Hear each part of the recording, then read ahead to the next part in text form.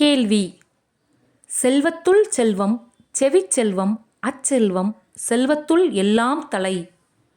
செவியால் கேட்டுப்பெறும் செல்வமே சிறந்த செல்வமாகும்.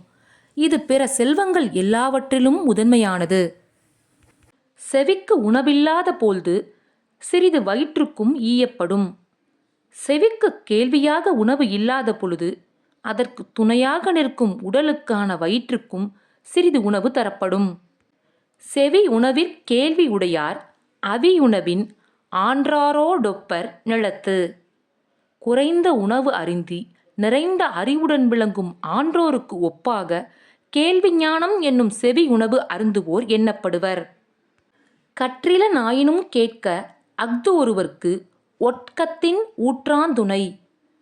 நூல்களை கற்காவிட்டாலும் கற்றவரிடம் கேட்டு தெரிந்து கொண்டால் அது நடை தளர்ந்தவனுக்கு உதவிடும் ஊன்றுகோலைப் போல துணையாக அமையும். இழுக்கல் உடையுளி ஊற்றுக்கோல் அற்றே ஒழுக்கமுடையார்வாய்ச் சொல். வழுக்கு நிலத்தில் நடப்பதற்கு ஊன்றுகோல் உதவுவது போல ஒழுக்கம் உடையவர்களின் அறிவுரையானது உதவும்.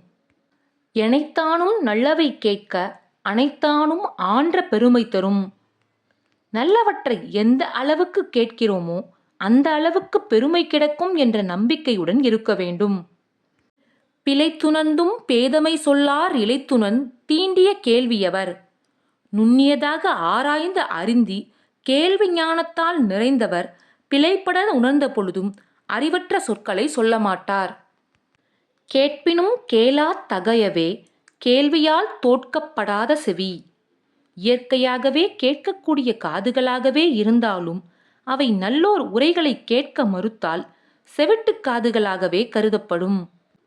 நுணங்கிய கேள்வியரல்லார் வணங்கிய வாயினராதல் அரிது.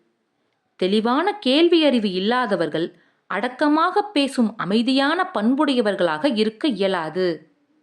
செவியிற் சுவையுணரா வாயுணர்வின் மாக்கள் அவியினும் வாளினும் என்.